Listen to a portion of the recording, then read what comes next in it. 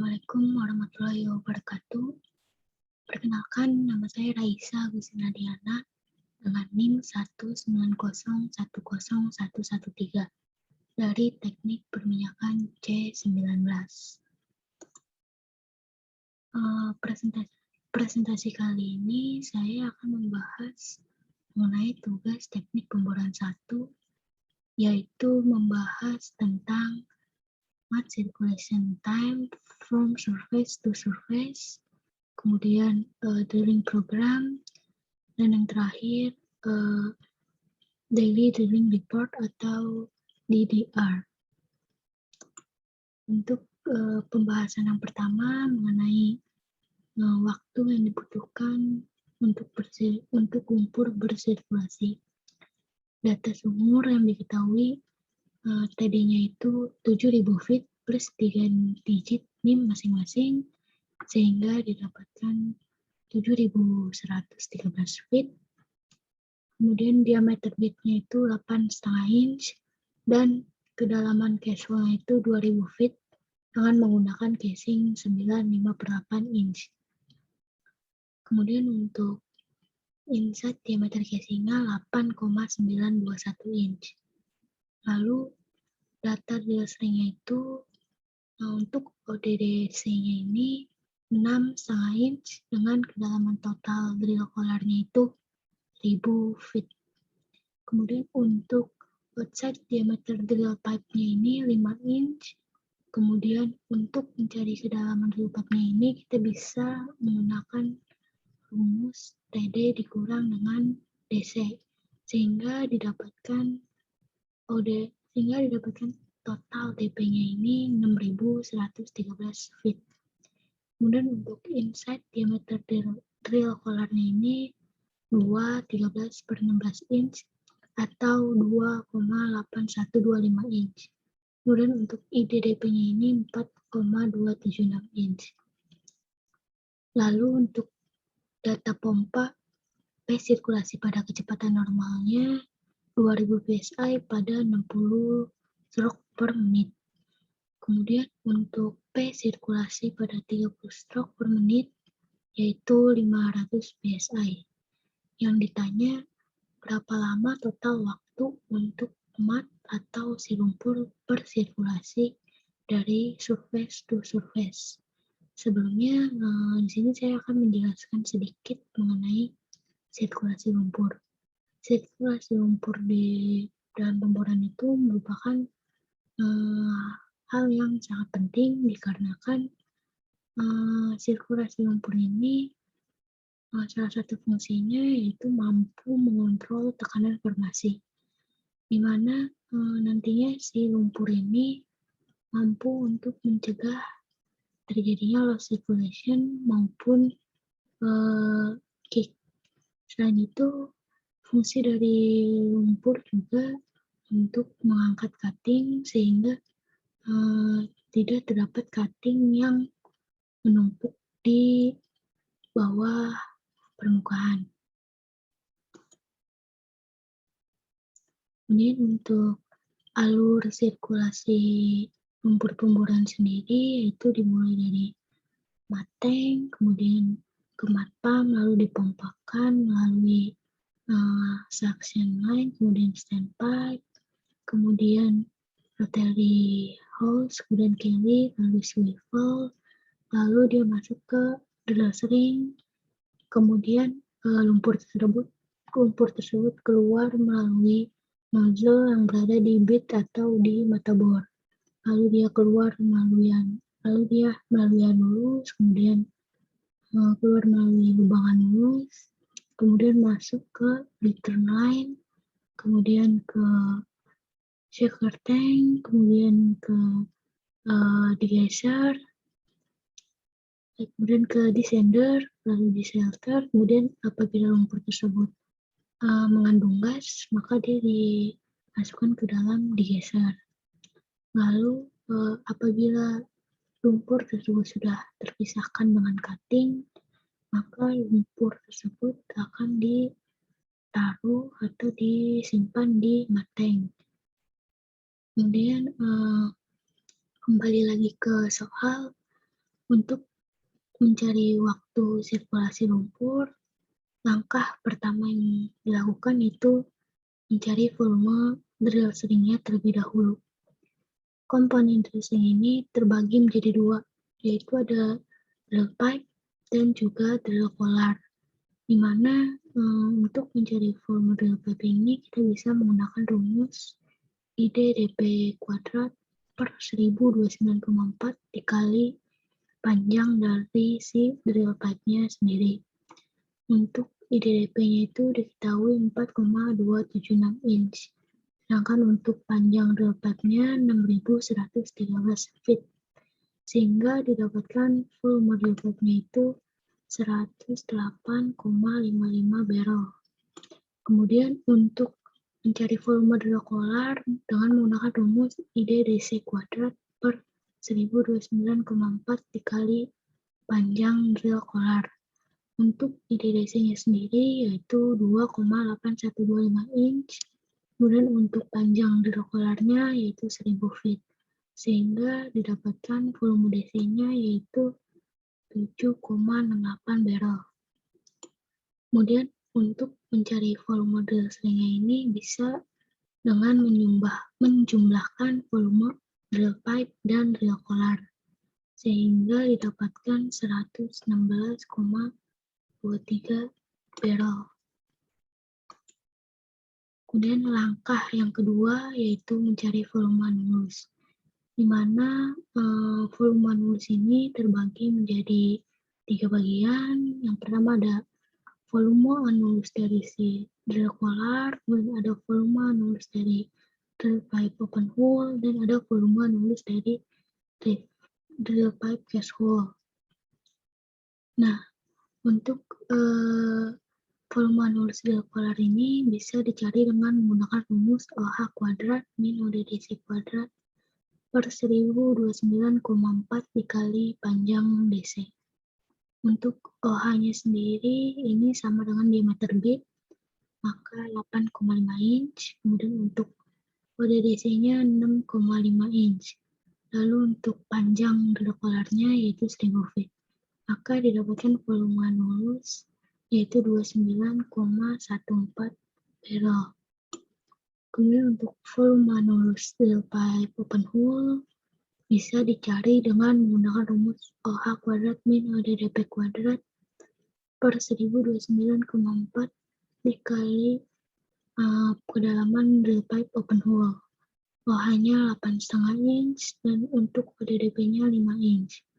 Kemudian untuk panjang DP OH-nya ini 4.113.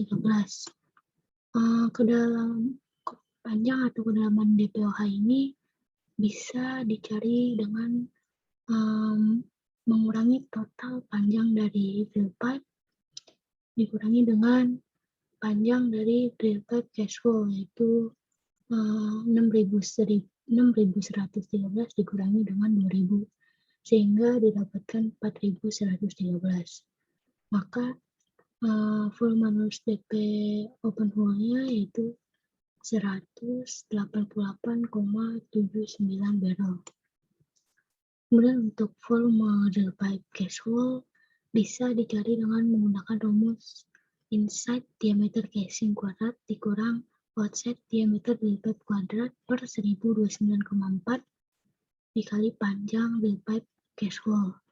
Untuk ID casingnya ini 8,921 inch dan ODDP-nya 5 inch. Kemudian untuk panjang drill pipe case hole-nya 2000 feet sehingga didapatkan volume annulus drill pipe case hole-nya 106,05 barrel. Maka untuk mencari volume total annulus yaitu bisa dengan menjumlahkan volume annulus DC, kemudian volume annulus DP open hole dan volume annulus DP case hole, sehingga didapatkan total volume annulusnya 323,98 barrel. Lalu langkah yang ketiga yaitu mencari waktu sirkulasi lumpur surface to surface, atau dalam artian dari surface ke bottom, lalu dari bottom kembali lagi ke surface. Untuk yang pertama, kita mencari waktu di surface to bottom terlebih dahulu. Langkah yang pertama yaitu mencari downstroke. Rumusnya volume drizzling dikurang kapasitas pompa. Volume drizzling sebelumnya sudah diketahui yaitu 119,23 barrel. Dan untuk kapasitas pompanya 0,1 barrel per stroke. Kemudian didapatkan hasil 1162,3 stroke. Kemudian untuk downtime-nya bisa dicari dengan menggunakan rumus downstroke per SPM, yaitu downstroke-nya 1162,3 stroke. Dan untuk SPM-nya itu 30 stroke per menit. Sehingga didapatkan waktu untuk mensirkulasikan lumpur dari surface ke bottom yaitu 38,74 menit. Lalu untuk mencari waktu sirkulasi lumpur dari bottom ke surface, langkah pertama yaitu mencari leg stroke-nya terlebih dahulu dengan menggunakan rumus total volume anulus per kapasitas pompa. Total volume anulus yang sudah diketahui sebelumnya yaitu 323,98 barrel dan untuk kapasitas pompanya 0,1 sehingga didapatkan leg stroke-nya itu 3.239,8 stroke.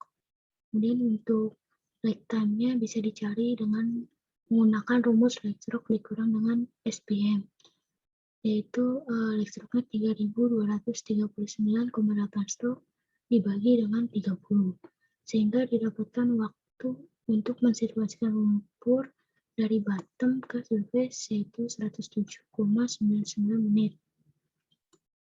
Maka dari sini bisa didapatkan bahwa total waktu yang dibutuhkan untuk mensirkulasikan lumpur dari surface ke surface yaitu dengan menjumlahkan downtime dan lag time, sehingga didapatkan waktu yaitu 146,73 menit. Kemudian drilling program. Drilling program atau program pemboran ini berisi informasi-informasi mengenai casing program, mud program, cementing program, kemudian bit program, drilling parameter, dan juga drilling hazard. Oke, di sini terdapat profile di mana terdapat 4 trayek atau 4 trajektori di mana dalam trayek ini memiliki diameter lubangnya 26 inch dengan kedalaman 323 meter. Kemudian juga dimasukkan casing dengan diameter 20 inch. Lalu untuk trayek yang kedua ini lubangnya 17,5 inch dengan kedalaman 1445 meter. Kemudian dimasukkan casing dengan diameter 16 inch. Lalu untuk trayek yang ketiga ini 12 1/4 inch lubangnya. Kemudian untuk dimasukkan casing dengan diameter 10,34 inch. Dan kedalamannya ini 1960 meter. Kemudian untuk trayek yang keempat, lubangnya ini berdiameter 8,5 inch dengan kedalaman 2.988 meter dan setelah itu dimasukkan casing dengan diameter 75/8 inch. Dan ini merupakan contoh dari drilling program di mana di sini saya menggunakan permisalan nama lapangan itu Sukasari, kemudian nama sumur KPA 53 dan lokasinya Tangerang, Banten. Kemudian untuk casing programnya kelasnya itu H40 dan berat casing itu 98. Kemudian untuk trayek yang kedua kelasnya itu K55 dengan berat 75. Kemudian untuk trayek yang ketiga, kelasnya itu L80 STC, beratnya 45,5. Dan untuk trayek yang keempat, kelasnya itu N80 dengan berat 33. Nah, berat dari si casing ini menandakan bahwa semakin besar atau semakin berat ukuran casing, maka casing tersebut semakin bagus karena dia mampu untuk menahan segala tekanan yang berasal dari luar lubang bor atau yang berasal dari formasi batuan. Kemudian untuk drilling parameternya, untuk trayek 1 masih hammer atau ditumbuk sih, jadi belum terdapat proses pemboran. Kemudian untuk trayek yang kedua, weight on bead-nya atau WOB-nya 5-15 pounds. Kemudian untuk rotation per menitnya 100 rpm. Kemudian untuk trayek yang ketiga WOB-nya 10-25 pounds dan untuk RPM-nya 100-120. Dan untuk trayek yang keempat WOB-nya 25-30 pounds dan RPM-nya 120-125 RPM. Kemudian untuk mat program di trayek 1 belum ada, dan untuk trayek yang kedua itu mat type-nya chill water, mat weight atau berat matnya itu 9 pound per galon. Kemudian untuk trayek yang ketiga, mat type-nya KOH lanjut dan mat weight-nya itu 9,1 sampai 9,6 pound per galon. Kemudian untuk trayek yang keempat, mat type-nya itu KOH lanjut, kemudian mat weight-nya itu 8,8 sampai 9 pound per galon. Lalu untuk semen program, untuk trayek 1 menggunakan kelas G, kemudian semen weight atau berat semennya itu 15,8 pound per galon, dan untuk aditifnya sendiri itu terdapat antifoam, flat, dispersan, dan akselerator. Kemudian untuk trayek 2 dan 3, semen programnya sama seperti trayek yang pertama. Kemudian untuk trayek yang keempat, untuk kelas dan berat semennya juga sama, yang berbeda hanya di aditifnya saja. Pada trayek yang keempat, aditifnya ini ditambahkan dengan bentonite dan propnet. Kemudian untuk bit program, di trayek 1 tidak ada, kemudian untuk di trayek kedua, roller conbit, kemudian IADC-nya 116, nozzle 3x18. Kemudian untuk trayek ketiga, roller conbit, IADC 126, nozzle 3x16. Kemudian untuk trayek keempat, roller conbit, IADC 136, nozzle 3x14. Nah, IADC atau International Association of Drilling Contractor ini memiliki kode di mana 116 ini untuk angka 1 yang pertama memiliki arti bahwa bit tersebut tipenya steel tooth. Kemudian untuk angka yang kedua memiliki arti bahwa formasi batuan tersebut lunak. Kemudian untuk angka yang ketiga sini memiliki arti bahwa jenis bitnya itu merupakan steel journal bearing. Kemudian untuk angka 2 di sini dia memiliki arti bahwa formasi tersebut sedang, tidak lunak dan juga tidak terlalu keras. Kemudian untuk angka 3 yang di trayek 4 ini memiliki arti bahwa formasinya tersebut sudah keras. Kemudian untuk drilling hazard di trayek 1 belum ada, dan untuk di trayek 2 itu kemungkinan terdapat low circulation, kemudian di trayek 3 high gas pressure, kemudian di trayek 4 gas formation. Lalu ini merupakan contoh daily drilling report atau DDR. Daily drilling report ini merupakan laporan harian dalam pemboran, di mana Di sini tuh glass casing setnya 1 meter, kemudian starting depth atau kedalaman awalnya itu 10 meter, kemudian finishing depth-nya 54,8 meter dan display glass-nya 48,8 meter. Di mana summary of operation carry out-nya itu melakukan pemboran dengan lubang bor 5 sampai 34 inch sampai kedalaman 54,8 meter. Setelah itu di run in 4,5 inch HWT casing. Lalu untuk operation